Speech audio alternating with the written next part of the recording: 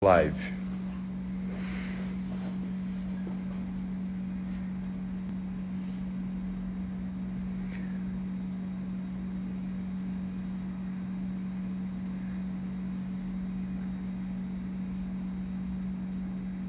Boa noite. Tudo bom? Vamos esperar. Por uma questão de um problema técnico, essa live ela vai estar no meu perfil, não no da Mari. Vamos esperar ela entrar aqui com as perguntas, com todas as perguntas que vocês mandaram para a gente começar. Tá ok?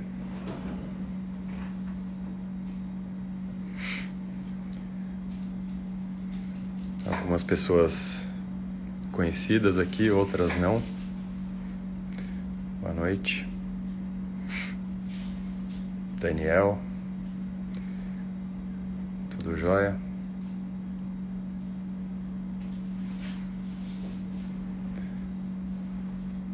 Vamos lá. Mari entrando agora.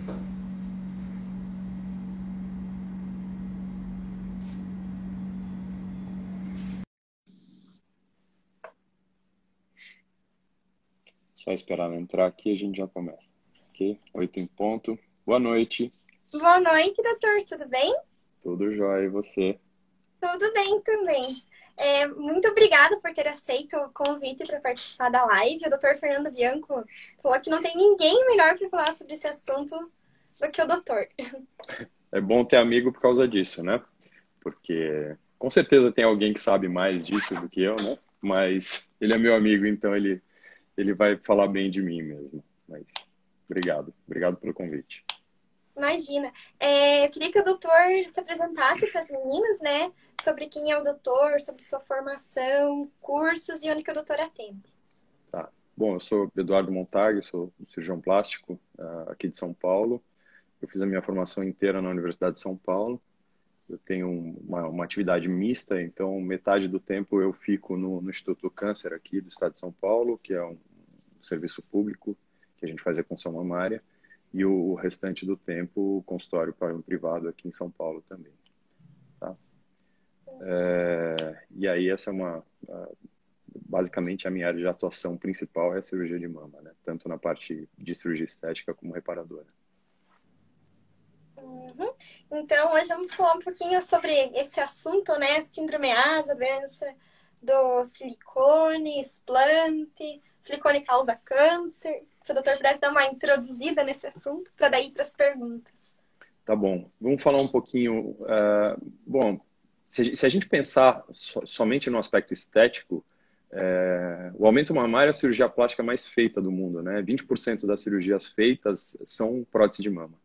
Então, isso é um número muito grande, né?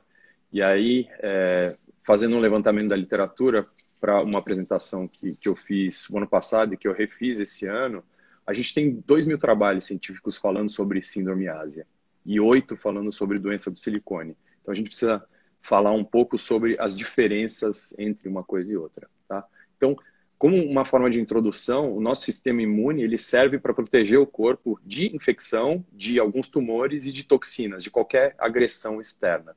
Mas a gente tem algumas pessoas que elas desenvolvem uma reação contra ela mesma. Então, é uma doença autoimune, tá? É uma reação inflamatória muito, muito exacerbada, né? Isso depende de vários fatores. Normalmente a gente tem uma predisposição genética, mas a gente tem fatores outros que podem causar isso, tá? Então, a primeira descrição que a gente tem de uma síndrome que depois foi nomeada síndrome ásia foi na Guerra do Golfo, na Primeira Guerra do Golfo, tá? Lá atrás. E então o que acontecia? Eles começaram a vacinar os soldados americanos, fazer um esquema de vacinação antes de mandar eles para a guerra. E aí eles acharam que eles tinham, quando essas pessoas começaram a voltar da guerra, eles imaginaram que pudesse ser alguma exposição, algum composto químico, porque muitos desses soldados começaram a desenvolver doenças autoimunes. E aí, depois disso, eles foram ver que 45% dessas pessoas que foram expostas a um esquema vacinal muito intenso, elas desenvolveram isso. E não importa se essas pessoas foram ou não para a guerra, certo? Então, eles viram que era alguma coisa que eles estavam colocando nas pessoas que estava causando essa doença autoimune, tá? E, então, quem descreveu isso foi o Schoenfeld, que é um israelense, e então depois ele descreveu isso como síndrome ásia, que é uma síndrome autoimune induzida por algum adjuvante. E o adjuvante, que pode ser, aí na descrição inicial foi a vacinação, mas qualquer coisa que você coloca no seu corpo pode causar isso, né? Então, se a gente for falar síndrome ásia, é uma coisa bastante ampla, tá?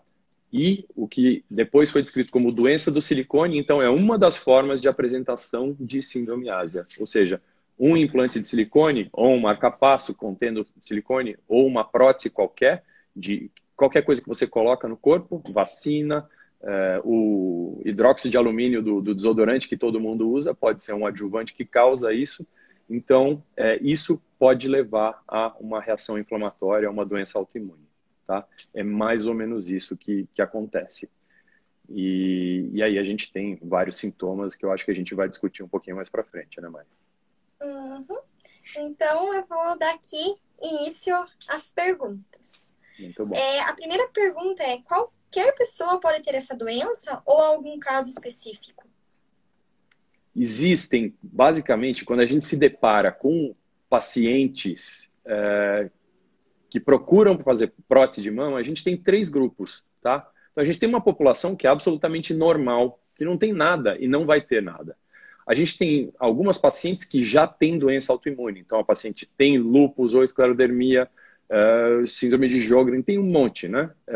Retocolite, tem um monte. Então essas pacientes, elas já usam remédios para diminuir a reação inflamatória. Então, essas são pacientes de risco. Agora, a gente tem algumas pacientes que são pacientes suscetíveis a isso, e essas são as pacientes difíceis de identificar. Então, a maior parte das pessoas nunca vai ter nada. Então, eu não estou negando. A questão pode acontecer sim, existe, não é uma negação, mas é uma coisa que vai acontecer para a menor parte das pacientes, pelo menos no conhecimento que a gente tem atualmente, tá? Uhum. Então, perguntaram aqui também sobre intolerância ao glúten. Se pode ser algo que pode vir a ter a doença do silicone. na verdade, assim, e aí a gente também tem 2 tipos de intolerância. Então, tem gente que o glúten ele é uma coisa relacionada à inflamação, né? Então, quando a gente vai ver, tem gente, a maior parte das pessoas não tem nenhum problema com o glúten, tem algumas pessoas que têm. E a gente tem gente na ponta do espectro quem tem doença celíaca. Essas pessoas não conseguem comer glúten, elas têm realmente uma intolerância absurda ao glúten. Agora, tem gente que, quando faz uso de farinha, de qualquer coisa contendo glúten, que tem enxaqueca, dor de cabeça, etc. E aí o glúten ele tem uma relação com uma atividade inflamatória, né? Não existe nenhuma prova que quem tem intolerância ao glúten vá ter uma exacerbação disso ou então desenvolver uma síndrome ásia por causa de um implante de silicone ou por causa de um preenchedor que você usar ou por causa de uma vacina, né?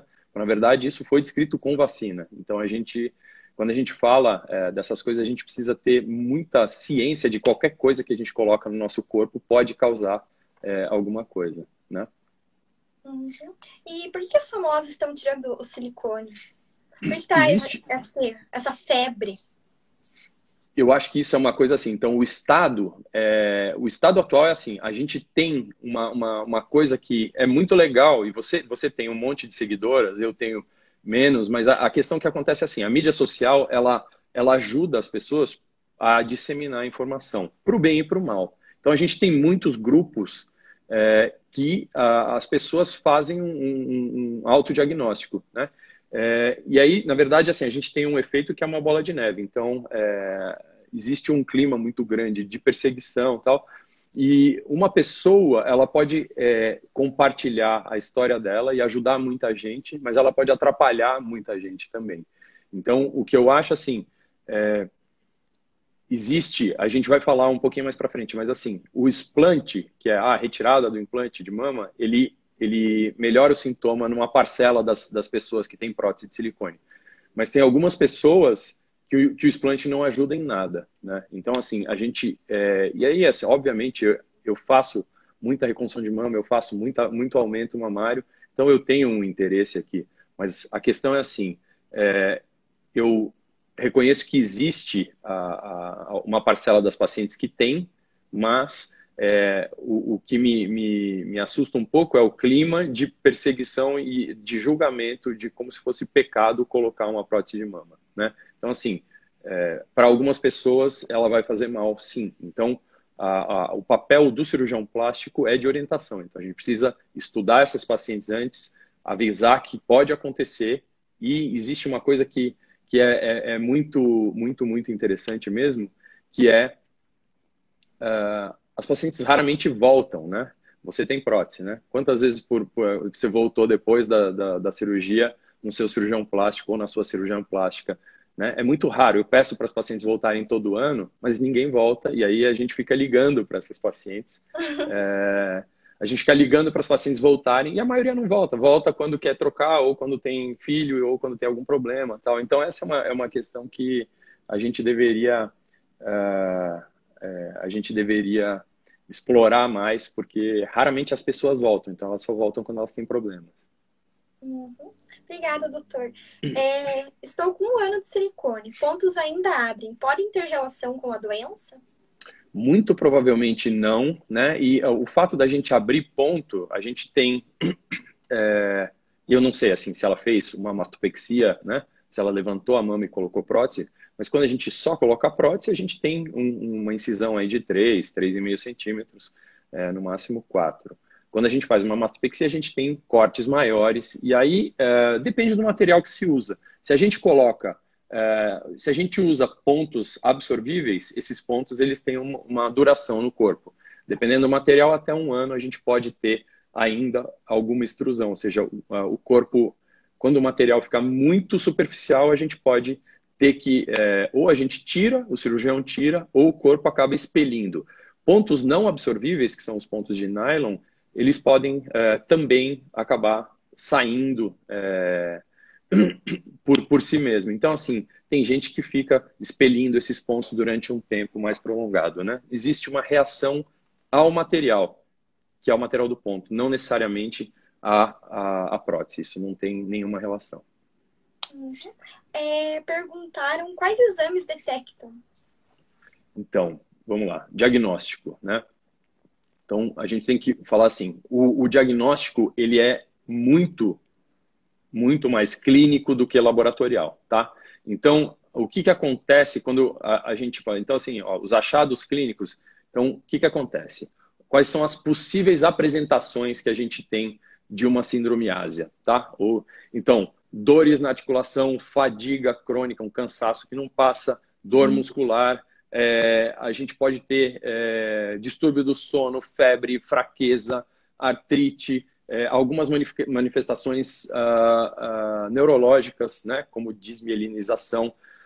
A gente pode ter alguma perda cognitiva, então algumas pacientes elas têm uma dificuldade de concentração, a gente tem boca seca, a gente pode ter úlceras, né? Tem gente que tem coisas na pele, ou desenvolver uma doença autoimune mesmo, como uma esclerose múltipla, granulomatose de Wegener, de várias coisas, né? Doenças da tireoide, tudo isso pode ser. Então essas são as apresentações possíveis, certo? Mas para a gente chegar e falar assim, o que acontece? Uma paciente colocou uma prótese de mama ou ela fez algum outro procedimento e aí ela vai desenvolver. Então, assim, eu preciso ter... eu tenho alguns critérios que me falam. Então, eu preciso ter alguns critérios maiores ou menores. Então, os critérios maiores são muita fraqueza ou dores musculares, artrite ou dores... na articulação, fadiga crônica, algumas alterações neurológicas, certo? Então, esses são... então, o que eu preciso? Eu preciso da exposição e aí, normalmente, depois de bastante tempo, né? E esse tempo ele é variável, mas normalmente eles são...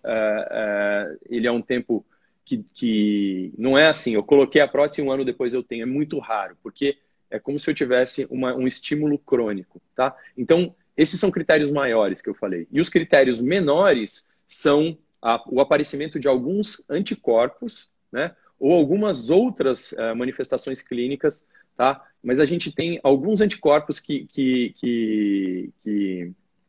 a gente pode identificar e que não tem não adianta eu ficar falando assim, você vai pedir um HLA-DRB1, tal, não sei o quê. Isso é uma coisa que é hiper específica e é do domínio dos imunologistas e dos reumatologistas, tá? Então, assim, esse aparecimento sorológico de anticorpo, ele é um critério menor. Então, para eu ter uma paciente que fala assim, então ela colocou a prótese, ela tem todos esses sintomas, eu preciso de 2 sintomas desses maiores clínicos, ou eu preciso de um sintoma maior e 2 ou 3 sintomas menores, que são esses laboratoriais. Tá? Eu não sei se ficou claro, mas assim, não adianta a paciente se fazer diagnóstico, ela precisa da ajuda de um profissional e normalmente esse profissional vai ser um reumatologista. Uhum. Obrigada. Tá? Perguntaram se a doença do silicone pode matar. A doença do silicone, assim, o que acontece não é... Você não vai morrer da doença do silicone, certo? Então, assim, as pessoas podem morrer de doenças autoimunes quando elas não são controladas, tá? Então, lúpus pode matar, esclerodermia pode matar, essas doenças podem matar, né? Doenças autoimunes descontroladas. Então, o que precisa é diagnóstico, orientação, tratamento adequado para isso. Uhum. Se faz tanto mal, por que ainda é comercializado? Por que ainda implantam em tantas mulheres? Então, essa é a questão. Isso é uma pergunta que é como se fosse uma pegadinha, né? Porque, assim, se faz tanto mal por uma população muito pequena, né? Ninguém está negando que pode acontecer. A questão é uma minoria de pessoas. Em quantas pessoas acontece? Ninguém sabe ainda, porque a gente não tem esse número. Essa descrição é relativamente recente. Como eu falei no comecinho, a gente tem 8 trabalhos falando disso na literatura. Por que a gente tem poucos trabalhos? Não é uma teoria de conspiração nem nada. Por quê? Porque é uma coisa nova e está sendo estudado. Cada vez mais a gente vai ter literatura, certo?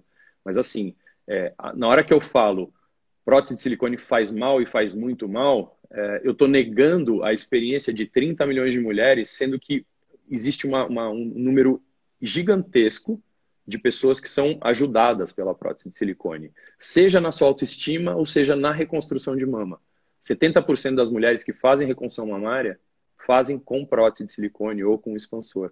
Então, a partir do momento que eu falo que faz mal, né, é como se fizesse mal para todo mundo, né? Mas ainda assim, e aí assim, pode ser um exemplo tosco, mas cigarro faz mal, mas é uma decisão da pessoa, né? Então, se você quiser fumar, você saiba tudo que tem. Então, a orientação tem que ser, né? A orientação tem que ser, olha, pode acontecer. Tudo bem? Tudo bem. Você vai seguir com o médico que te operou todo ano. Se acontecer alguma coisa, você faz a retirada desses implantes sem o menor problema. Obrigada.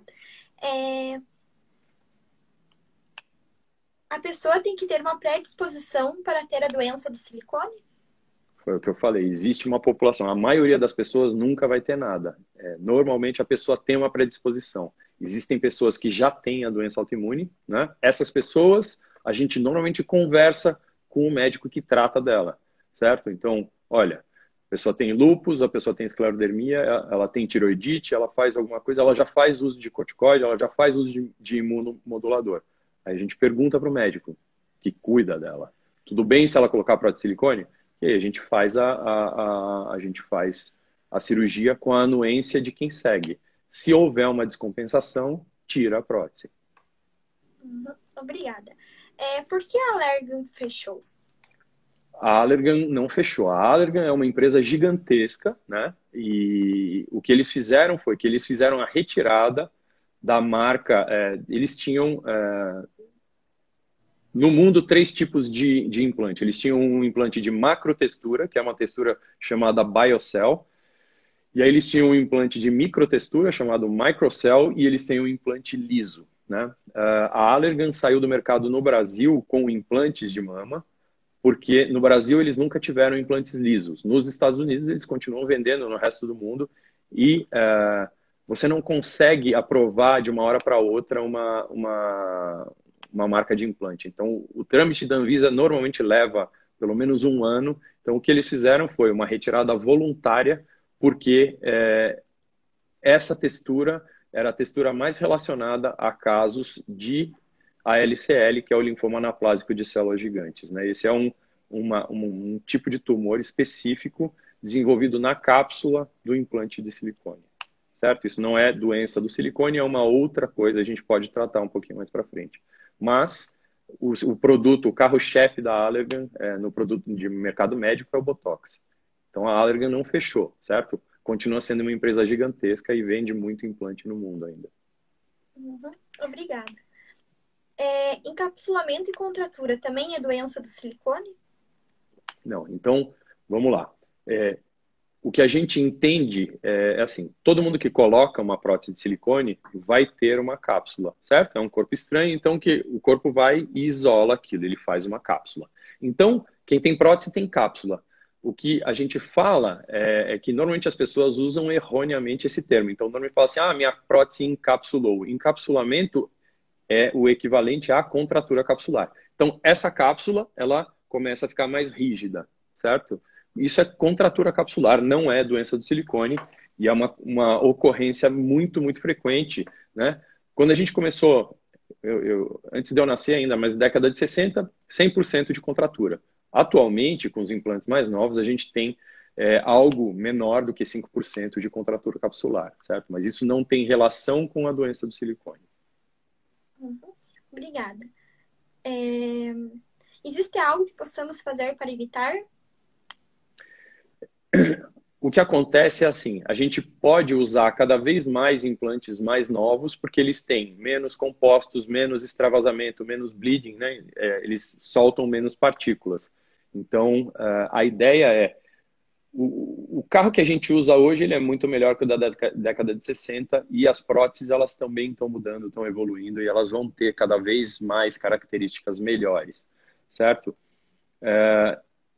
Isso é uma coisa. A segunda coisa é fazer uma cirurgia cada vez mais limpa, com menos contaminação, para a gente diminuir a chance da gente ter uma infecção que a gente chama de uma infecção subclínica, que é uma infecção que não vai te dar febre nem nada, mas que vai levar a uma irritação crônica no corpo. Então, o que a gente, se vocês que gostam de pesquisar em rede social, vocês podem pesquisar, são 14 passos ou 14 pontos. Foi o Anandiva, que é um cirurgião lá da Austrália, que desenvolveu isso. Então, tem várias medidas, né? Trocar de luva, não usar talco, lavar a loja com antibiótico, usar um funil, né? Que é para introduzir o implante, para a gente diminuir a contaminação. Todas essas coisas vão levar a menos irritação, menos inflamação e um pós-operatório mais tranquilo. Obrigada. A próxima pergunta também é meio relacionada com a evolução das próteses. Perguntaram se as próteses lisas, microtexturizadas e nanotexturizadas são melhores.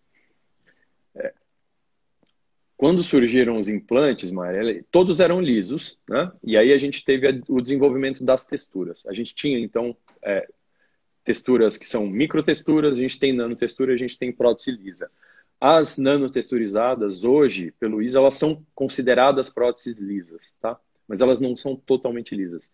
Então, elas são melhores do ponto de vista da inflamação, tá? Então, quanto mais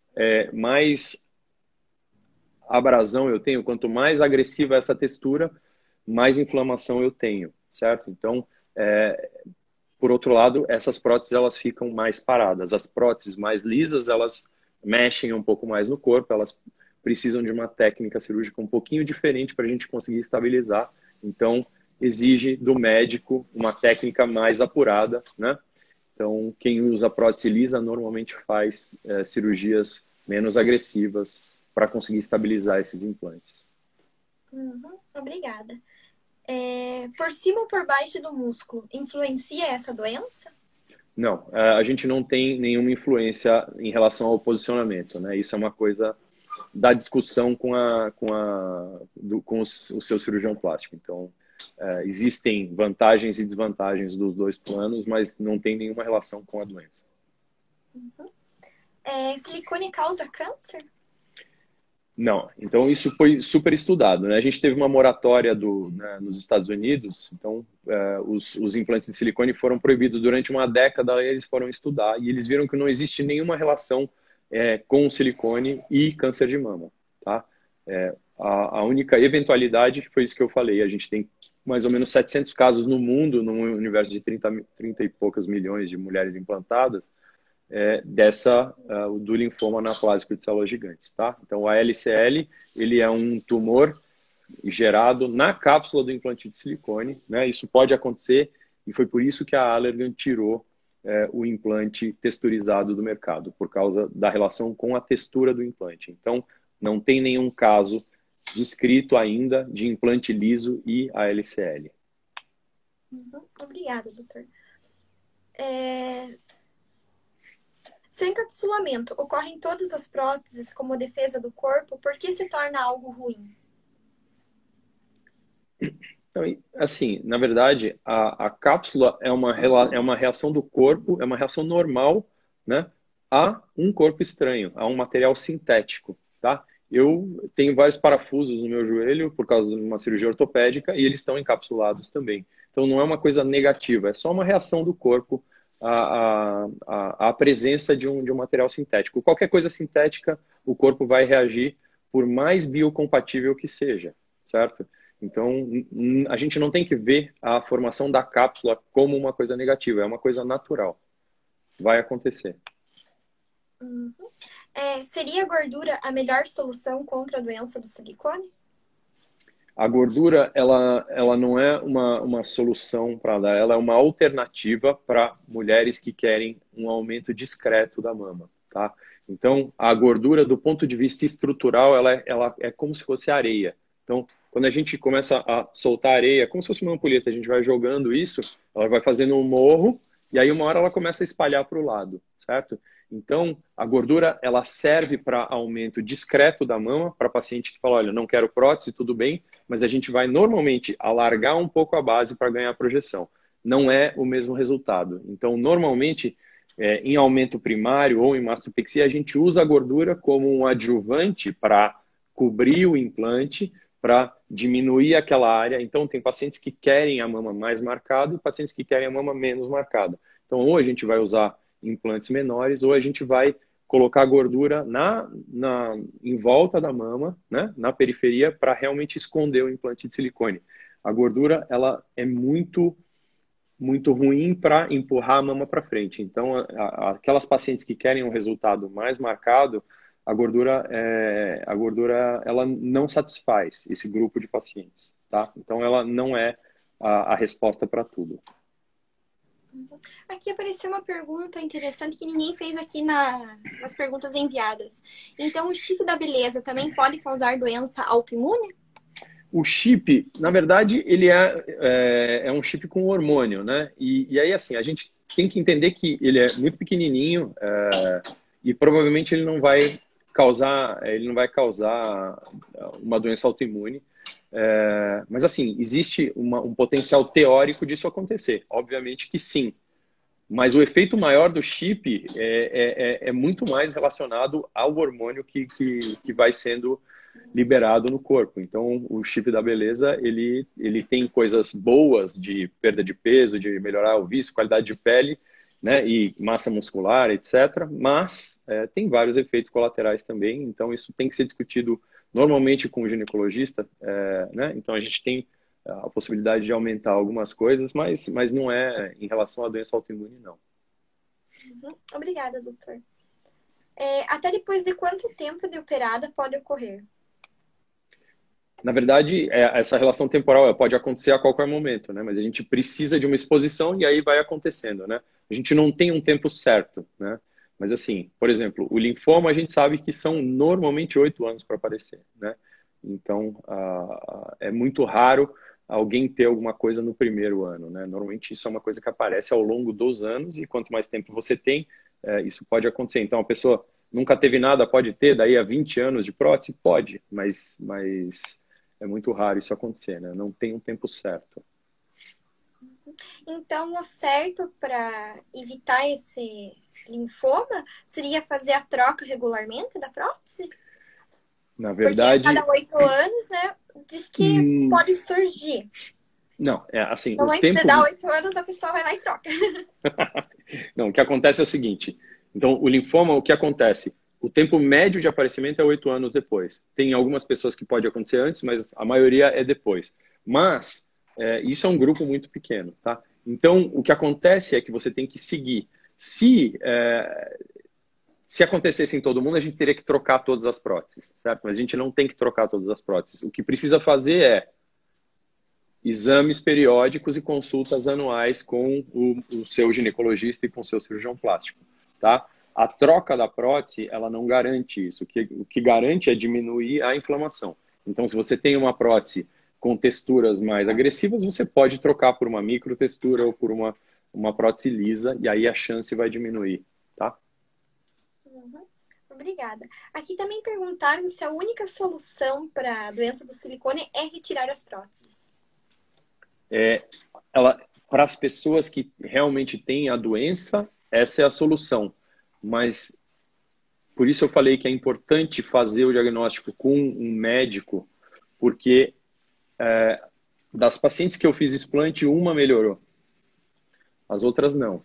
E aí algumas recolocaram depois. Então essa é uma coisa que acontece. Às vezes você atribui tudo à prótese e os sintomas eles são muito pouco específicos. Então tem muitas pacientes que tiram, não melhoram nada, e aí algumas 6 meses, 1 ano depois elas voltam e recolocam, certo? Então os relatos tem algumas pacientes que tiram e falam assim, uma semana depois eu já comecei a melhorar e a minha visão melhorou, etc. Isso acontece com algumas pessoas, com outras não acontece. Então, por que com umas acontece, com outras não? Porque algumas têm e as outras não, provavelmente, certo? Também perguntaram se é relacionado a algo psicológico isso. Eu não assim, o que? A doença e algo relacionado ao psicológico, não. O que acontece é que a gente não consegue, antes, não se reconhecia isso. Então, na verdade, tudo que se achava é que eles falavam, então isso é uma coisa da sua cabeça. Então, no começo, ninguém dava importância para isso, certo? Apesar de existir essa ideia de doença pode ser causada pela prótese há muito tempo, as pessoas não conseguiram provar, certo? Então,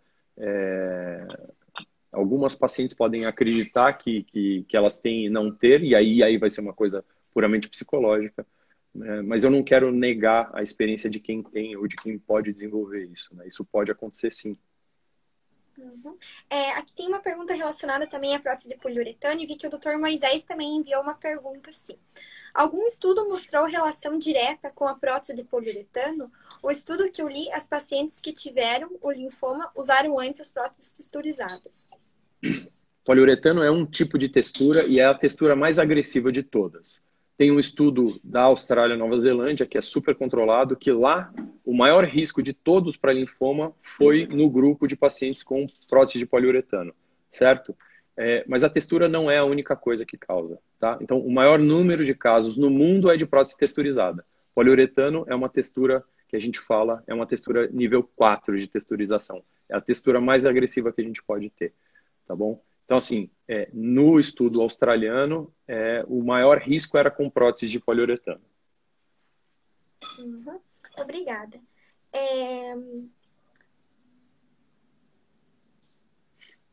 Deixa eu ver aqui. É que tem muitas perguntas. Sim, tem algumas. Eu não estou conseguindo ler aqui, mas tem algumas, né? A Josi mandou. O silicone tem validade? E se tiver, de quanto em quanto tempo precisa ser trocado? Putz, essa pergunta, eu acho que é a pergunta que mais existe no nosso consultório. Então, assim, antes, a gente falava 10 anos. Por quê? Porque todas as próteses rompiam em 10 anos, lá na década de 60 e 70. Agora, os últimos estudos muito grandes foram os estudos de aprovação das próteses lá nos anos 2000, né? Antes de 2010. E aí eles viram o quê? Que esses implantes, eles têm que durar mais ou menos 90% dos implantes ainda vão estar inteiros entre 15 e 20 anos. Então mudou um pouco a ideia de troca periódica. O que a gente pode falar hoje é assim: se você colocar uma prótese, você vai trocar essa prótese muito provavelmente pelo menos uma vez na sua vida, tá? Quando? Ou quando der problema, ou a gente vai identificar isso, né? A gente vai fazer exames periódicos e aí vai chegar e falar assim: ah, não, tudo bem, a gente vai trocar. Tem um grupo de cirurgiões plásticos que quer trocar antes de dar problema, então vamos chegar lá com entre 15 e 20 anos e trocar essas próteses. Outro grupo vai chegar e falar: não, nós vamos esperar romper e aí depois vai trocar.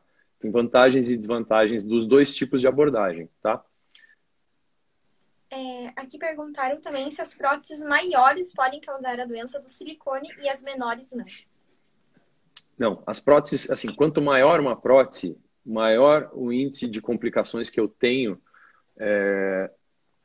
relacionados ao peso do implante, à queda no pós-operatório, mas não eu vou ter mais ou menos doença por causa do implante, né? Óbvio que, então assim, quanto maior o implante, maior o peso, mais estica a pele, maiores são os problemas relacionados ao peso do implante, não à doença.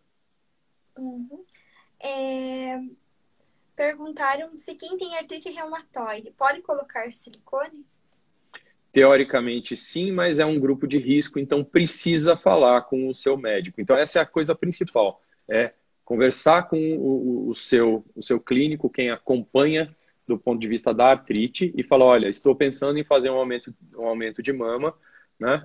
E aí, quando aumenta a mama, tu fala assim: tudo bem, então vamos seguir de perto, e aí se aparecer alguma coisa, se piorar, se descompensar a artrite, aí vai retirar ou trocar a medicação, ajeitar isso. Então não é o fim da vida, mas tem gente que vai piorar mesmo. Aqui perguntaram também se a prótese de poliuretano é a mais agressiva e a que possui maior indicação índice de causar o linfoma, por que a grande indicação dela? Desculpa, eu sou míope, eu não enxerguei ele direito. Sim, eu acho que é a Malu, né, que mandou essa pergunta. Isso. Então, o implante de poliuretano, ele tem algumas indicações, né? Tem grandes fãs, né? No Brasil, a gente tem muita gente que gosta de usar. O implante de poliuretano, ele é um implante que gruda na posição que você coloca. Então, existe um grande número de cirurgiões plásticos no mundo que gosta do implante de poliuretano. Fala assim: então tem gente que só usa poliuretano, tem gente que usa poliuretano em alguns casos. Um grande grupo é o grupo de pacientes que fizeram cirurgia bariátrica, eram muito obesas, perderam peso, tem uma grande flacidez. Então existe um grupo de cirurgiões plásticos que prefere implantes de poliuretano para que eles fiquem parados naquele lugar, porque essas pacientes, elas normalmente têm um índice grande de queda da mama no pós-operatório, certo? A gente antes não tinha implantes lisos, agora a gente está desenvolvendo essa técnica de fixar os implantes que não são poliuretano de outros jeitos para impedir essa queda também. Uhum. Perguntaram qual seria a melhor textura de prótese, sendo que a lisa pode virar. Toda prótese pode virar, tá? Isso não é uma exclusividade da prótese lisa. Então, a ideia é assim: tudo a gente tem que adaptar a nossa técnica cirúrgica, certo? Eu já tirei implante de poliuretano que rodou. Então, toda prótese roda. E a culpa não é a prótese lisa. Então, o que aconteceu? A gente tem no Brasil 3 anos de uso de prótese lisa, num mercado que todo mundo treinou para usar prótese texturizada. E aí, quando entrou a prótese lisa, todo mundo continuou usando como se fosse uma prótese texturizada. E aí a gente começou a ter problema. Então, por isso existe tanta... né? Na verdade, então, assim, a culpa não é do implante, a culpa é da técnica que se utilizou, né? Então, qual que é a melhor textura? A melhor textura é a melhor textura para cada ocasião ou para cada cirurgião. Tem cirurgiões que gostam de prótese lisa, tem cirurgiões que gostam de próteses com microtextura, tem gente que gosta de macrotexturas de poliuretano. Então, assim, encontrem alguém que vocês confiem e aí ele ou ela vão justificar o uso de uma prótese mais lisa ou menos. Então, quanto mais textura, mais gruda. Quanto menos textura, mais movimento, né? A mama mexe Então, com a prótese lisa, a mama vai mexer, com a prótese texturizada, ela vai ficar um bloco mais parado, mas isso não garante. Então, toda a prótese tem o potencial de rodar também. Uhum. Obrigada.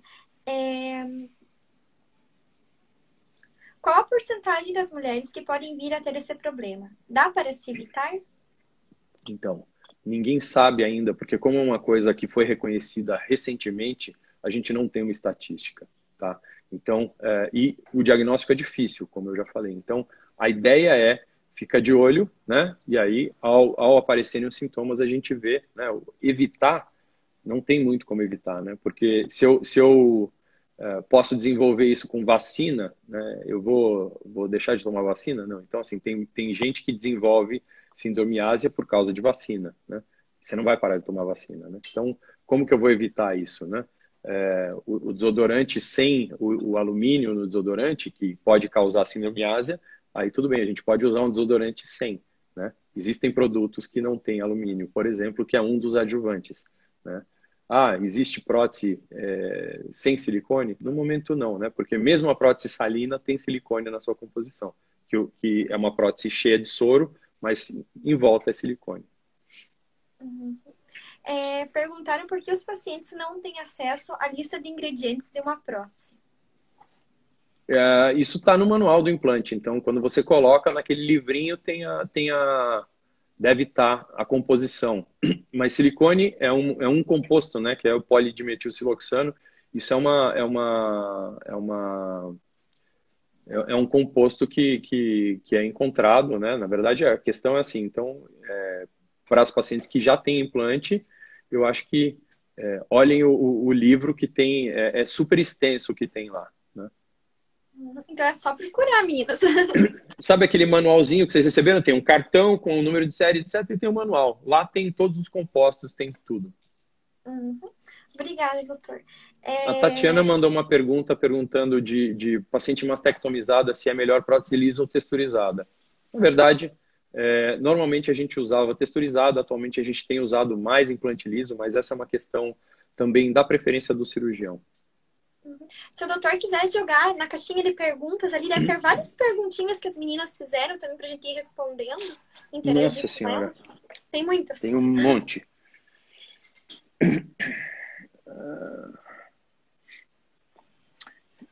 Tainá falando se é possível conviver com a cápsula do silicone caso não tenha nenhum outro sintoma. Todo mundo que tem prótese, Tainá, tem cápsula. Então, assim, você vai conviver normalmente e não tem nenhum problema em relação a isso, tá? Essa é uma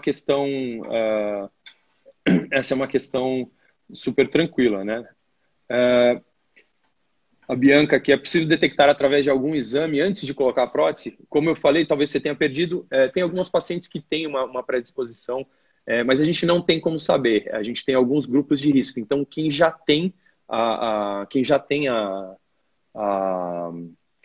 quem já tem doença autoimune tem que ficar mais ligado, e quem tem história familiar também, tá? O que mais? A gente já falou da prótese de poliuretano. Vamos intercalando. Boa. Aqui perguntaram também se precisa de algum remédio, se algum remédio pode evitar a retirada do implante. Então, se a paciente tem uma doença autoimune e usa a prótese de silicone, ela tem a prótese de silicone, você pode tomar algumas coisas. Então, tem paciente que toma corticoide, tem gente que toma metotrexate, mas isso é uma coisa que tem que ser receitada pelo imunologista, pelo reumato, né? Por quem segue a paciente, né? Tem uma pergunta aqui: a pele volta a tirar a prótese? Depende do tamanho da prótese, depende da duração. Então, quem tem próteses muito grandes vai ficar com uma sobra de pele, pode, né, ficar com uma sobra de pele e precisar de uma mastopexia depois. Uhum. Quais são os riscos que ninguém fala antes de colocar o silicone? Bom, a consulta, então isso é super importante. A consulta pré-operatória, a gente detalha alguns riscos, certo? Tem vários riscos. Então, assim, a gente tem que falar na consulta sobre os riscos todos os riscos, né?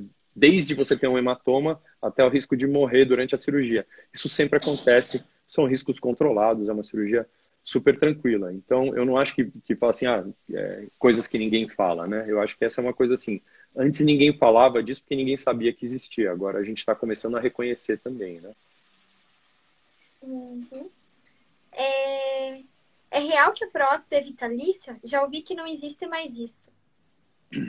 Prótese nunca foi vitalícia e continua não sendo, tá? Então, colocou a prótese, vai fazer colocou a prótese, provavelmente você vai trocar ao longo da vida pelo menos uma vez, tá? Existe uma diferença entre explante e somente retirar a prótese? Não, explante é a retirada da prótese. O que a gente pode fazer é retirar a cápsula também ou não, né? Na verdade, existe uma coisa que é a moda, que é falar assim, fazer uma cirurgia, um explante em bloco, que é fazer a retirada da prótese junto com a cápsula, com uma coisa só. Para eu fazer isso é obrigatório quando a paciente tem algum linfoma, alguma doença maligna, certo? Para fazer um explante, eu posso simplesmente tirar a prótese e depois tirar a cápsula, caso ela tenha necessidade de tirar a cápsula, tá? Nem todo mundo precisa. E o explante em bloco, ele é uma moda, né, que surgiu, não sei por quê, mas ele só é indicado para pacientes que têm o linfoma, porque aí a gente tem que manter todo o líquido junto com a cápsula, tá? Então a gente, para não ter contaminação. Uhum. Se o silicone vazar, quais são os riscos? Na verdade, assim, essa é a vantagem da gente ter uma cápsula. Então, se a prótese romper lá dentro, ela fica contida, tá? O que acontece é que quando uma prótese rompe, a gente vai aumentando a inflamação local e aí a gente pode aumentar a chance de ter contratura. Então, essa é uma cirurgia um pouco mais chata de fazer. Quando você faz a troca, depois que a prótese rompeu, é uma cirurgia tecnicamente um pouquinho mais chata de fazer, né? A gente demora um pouco mais para limpar todo o silicone que fica. Mas o silicone não sai vazando pelo corpo, ele fica... Como as próteses têm um gel super coesivo, elas ficam dentro da cápsula bonitinhas. Ó. Doutor, pode responder da live que as meninas enviaram? Vamos lá, nas caixinhas. Então, a gente tem aqui... Muitas. Muitas. Existe diferença de marcas que dão menos rejeição? Na verdade, a gente não tem rejeição de implante, né? O que a gente tem assim... Porque algumas pacientes falam, eu tive rejeição. Normalmente é porque eu tive uma infecção e tive que retirar. A gente não consegue rejeitar uma coisa sintética. A gente consegue rejeitar um rim de alguém que a gente coloca, córnea, transplante de coração, etc. Por isso que a gente toma remédio para não ter a rejeição. A rejeição de silicone é uma coisa que é difícil da gente falar. Então, normalmente, a gente confunde isso com infecção. Ou coloquei uma prótese muito grande, a pele não aguentou, abriu e aí eu tive que tirar. Muita gente, as pessoas falam que isso é rejeição. O exame de ressonância é o mais indicado para avaliar a integridade. Ele é o mais sensível, mas é um exame que é caro e a gente não precisa fazer em todo mundo. Então, você pode seguir com ultrassom e mamografia tranquilamente e se tiver a suspeita, aí faz a ressonância. Devo ter medo de colocar silicone? Não, você não tem que ter medo de colocar silicone, você tem que ter informação. Tudo que se faz no seu corpo, você tem que saber. Então, é uma decisão informada e a responsabilidade é compartilhada entre o cirurgião e a paciente. Então, tem que se informar. Não é uma coisa inócua, tem que ter todas as informações. Por que alguns silicones são rejeitados? A gente já respondeu isso, né? Da rejeição do silicone, que normalmente é uma exposição ou uma infecção, né? É muito difícil você ter uma rejeição. O doutor Fernando Bianco mandou um oizinho aqui. Obrigada, doutor Fernando. Foi aniversário dele semana passada, né? Então, agora, parabéns em público, né? Parabéns, doutor. Amanhã tem live com ele também. Ó. Quais são os casos que não precisa retirar a prótese? Eu não sei se eu entendi a pergunta, mas assim, linfoma, por exemplo, você pode tirar a prótese, tirar a cápsula e colocar uma prótese lisa. Esse é um dos casos, certo? Então a gente não precisa, a gente pode tirar a prótese e colocar uma outra no lugar, né? Então você tira uma prótese texturizada e coloca outra. Alguém que passou aí falou, se eu acho arriscado a retirada da mama inteira para colocar prótese de silicone. Sim, é arriscado porque qualquer problema que você tiver, você não tem mais como reconstruir a mama. Então, você fica totalmente dependente do implante. Então, essa moda de eu vou tirar 500 gramas de mama para colocar uma prótese, a gente tem que pensar no futuro, né? A gente tem que... A Dani fez uma pergunta interessante ali. Seroma pode virar uma infecção? O seroma facilita isso, tá? E ele pode, às vezes a gente pode ter um seroma crônico e falar, olha, então eu tenho um depósito de líquido, e aí eu tô falando de um seroma grande, né? Porque todo mundo que tem prótese tem um pouquinho de líquido em volta dela, né? Falar, eu ter 10 ml de líquido ali dentro não tem nenhum problema. O problema é quando eu tenho 200 ml de líquido, aí eu posso ter uma infecção também. Perguntaram se essa doença causa queda de cabelo. Queda de cabelo pode ser uma das coisas, uma das manifestações, é um sinal menor, né, disso, mas pode acontecer sim. Perguntaram se posso conviver com a doença. A questão é assim, qual é a importância que isso tem na sua vida, né? Então, assim, se eu tenho esses sintomas e eles não me atrapalham, eu posso manter a prótese. Agora, se ele se torna uma coisa muito, muito importante, aí o ideal é procurar alguém para fazer a cirurgia, né? É isso, Pietro Cardoso.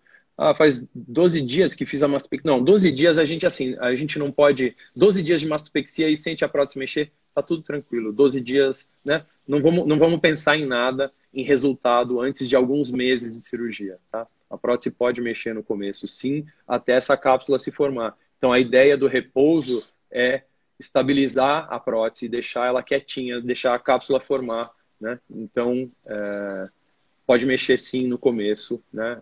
Algum movimento sempre é normal. A Samara perguntou se pode Oi, Pamela. surgir emocionalmente. Existe algo que comprove? Não, a gente não tem essa comprovação. O que acontece é que tem gente que pode desenvolver e aí ter distúrbios neurológicos, emocionais, sim, por causa disso, né? Então, quem tem sintomas crônicos pode ter uma alteração também, né, de humor e ter essas coisas. Então, pode acontecer, né, da pessoa. Então, todo mundo que tem, por exemplo, quem tem dor todo dia, né, um dos jeitos de tratar a dor crônica é com um antidepressivo. Então, atrapalha, né? Então, essas pessoas podem ter uma alteração psicológica, sim. A Jéssica perguntou, é verdade que na embalagem do silicone tem uma tarja preta falando que há riscos de vida? Não, isso é mentira. O que tem, tudo tem no manual, certo? Na embalagem não tem nenhuma tarja preta. Isso não é verdade. A Yara perguntou, as próteses são tóxicas? Há metais pesados nelas? Eu acho que a Mariana está aqui, ela pode responder isso, né? O que a gente tem é assim, né? A Mari está aqui. Quer responder? Eu já fiz também 2 lives com a Mari da Motivo. Ela está aqui. Então, vamos deixar a Mariana responder a questão do metal pesado e tal, mas assim, e enquanto isso eu vou abrir uma outra caixinha que tem aqui, ó. Tem algum tipo de exercício que não pode ser feito com silicone? Na verdade, assim, depois que passou o período e está tudo cicatrizado, a gente pode falar, a gente pode fazer qualquer coisa, né? Então, a Mari respondeu aqui, só silicone no silicone, certo? Metal pesado a gente tem em silicone industrial, não em silicone grau médico, que é totalmente puro. O que mais? Mais uma pergunta.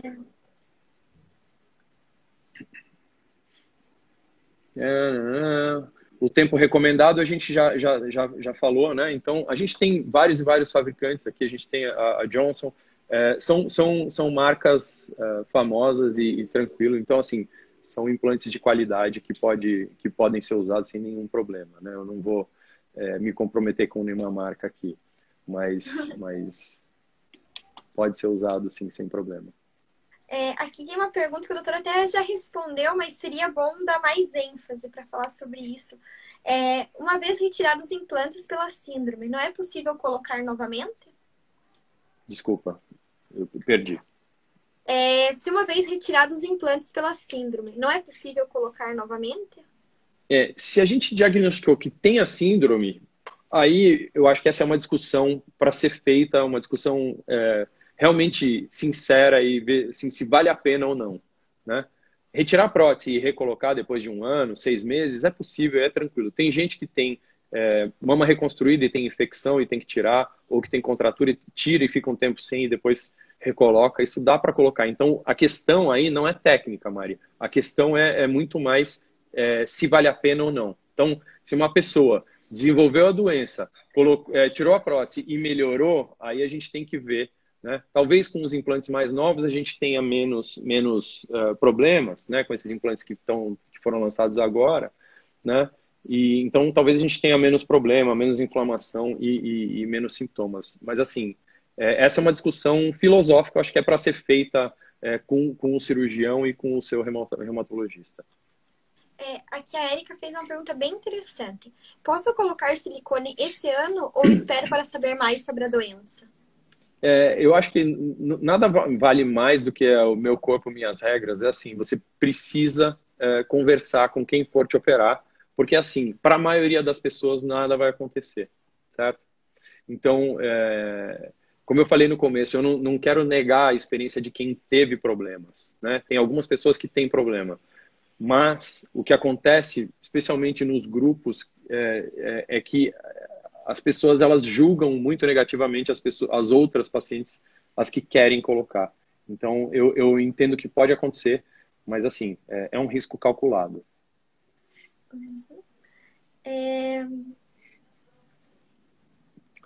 Tem algum risco futuro da retirada das glândulas na mastopexia? Não, quando a gente vai tirar um pouco da mama, não tem problema, certo? Então, se a gente vai tirar 150, 200 gramas, então a gente não tem problema nenhum. O que eu vejo problema é a gente tirar a mama quase inteira para colocar prótese de silicone. E aí não tem nada a ver com doença do silicone. O que eu vejo problema é na evolução futura. Porque se você, por algum motivo, tiver que tirar as próteses, você não tem muito como correr atrás disso. Aí vai ficar realmente com mamas menores do que as minhas. A Daniele perguntou, como é detectado a síndrome? Através de mamografia e ultrassom? Não, mamografia e ultrassom a gente consegue detectar alterações nas mamas como câncer ou como alguma alteração radiológica mesmo. A síndrome a gente não consegue detectar com mamografia e ultrassom. Com mamografia e ultrassom a gente consegue ver seroma, a gente consegue ver nódulos e etc. Né? Mas normalmente é um diagnóstico clínico.